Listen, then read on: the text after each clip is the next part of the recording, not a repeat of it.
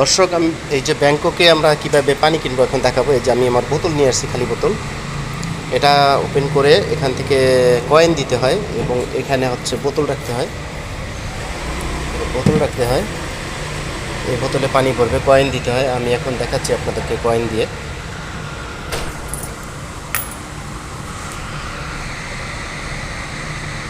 একটা একটা করে কয়েন দিব। এখানে কয়েন দিলে লেখা উঠবে কত টাকা কী দিচ্ছে। 5 টাকার কয়েন, এই তো 60 টাকা হয়েছে। এখন আমি এখানে চাপ দিব। আমার এখনও হয়নি, যেহেতু বড় বোতল, বিগ সাইজ। এই যে 8 টাকা হয়েছে।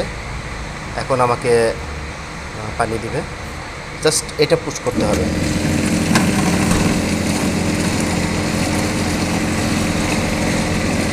আমি 8 টাকা দিয়েছি, 8 টাকার পানি দিবে।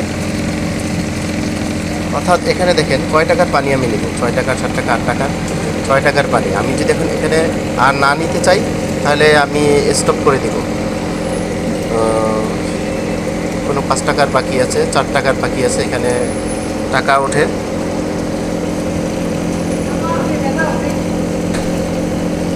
3 টাকার বাকি আছে, এখনও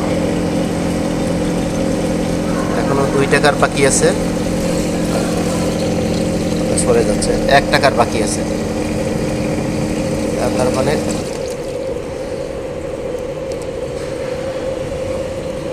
পুরোপুরি 8 টাকার না, অর্থাৎ 60 টাকার পানি এখানে ধরে, যা বোঝা যাচ্ছে। আমি 1 টাকা বেশি দিয়েছি, 1 টাকা বেশি দিয়েছি।